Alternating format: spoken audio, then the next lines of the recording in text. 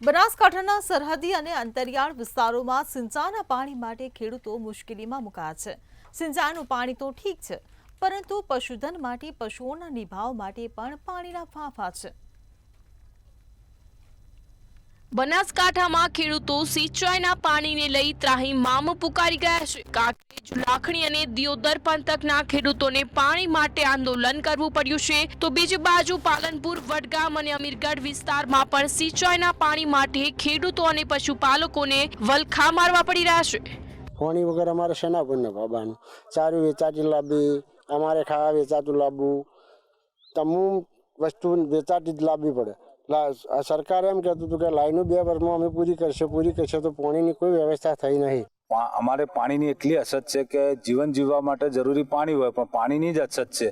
અમારે ઢોર કઈ રીતે રાખવા, અમારું ગુજરાન કેવી રીતે ચલાવવું, કારણ કે ખેતી થતી નથી ને પશુપાલન પાણી વગર જીવે નહીં। એટલે અમે સરકારને નમ્ર વિનંતી કરીએ છીએ કે અમને વહેલી તકે બને એટલું પાણી આપવા નમ્ર અપીલ છે। આંદોલન 2 થયા હતા અને 2 યોજનાઓ મંજૂર થઈ હતી, કસરા દતીવાડા અને બાળારામ સિંચાઈ યોજનામાં ધનપુરા મલાણા પાઇપલાઇન।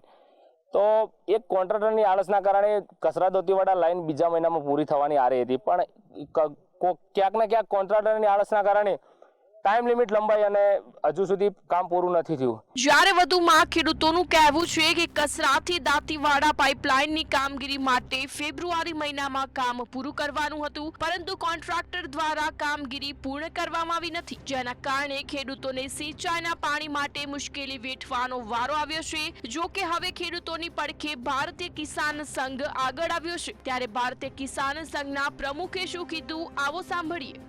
બીજા મહિનામાં કસરા દંતીવાડા લાઈનનું કામ પૂરું કરવાનું સમય મર્યાદા હતી, પરંતુ હજી સુધી એમને ટાઈમ લિમિટ માગી છે અને કામ પૂરું કર્યું નથી।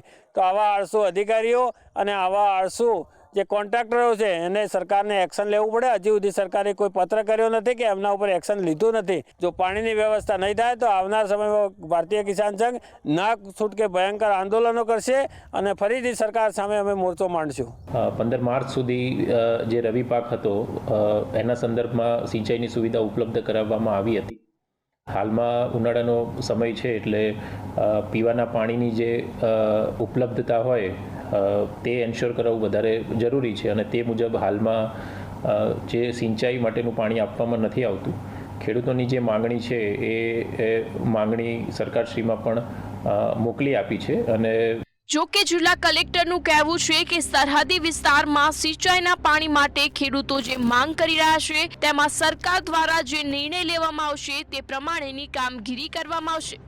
બનાસકાંઠા જિલ્લામાં સિંચાઈના પાણીને લઈને ખેડૂતો આંદોલન કરી રહ્યા છે। દિયોદર, લાખણી કે કાંકરેજનો જે વિસ્તાર છે ત્યાં હાલમાં ખેડૂતો કેનાલમાં પાણી છોડાવવા માટે આંદોલન કરી રહ્યા છે। તો બીજી બાજુ પાલનપુર, વડગામ અને અમીરગઢ તાલુકામાં પણ સિંચાઈનો મોટો પ્રશ્ન છે, જેને લઈને ખેડૂતોને ભારે હાલાકી ભોગવવી પડી રહી છે। ત્યારે ખેડૂતો હાલમાં એક જ માંગ કરી રહ્યા છે કે સરકાર દ્વારા જે પાણીની યોજનાઓ કરવામાં આવી છે વહેલામાં વહેલી તકે પૂર્ણ કરવામાં આવે।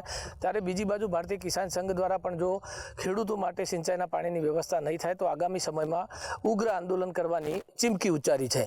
રમેશ પટેલ, મંતવ્ય ન્યૂઝ, બનાસકાંઠા।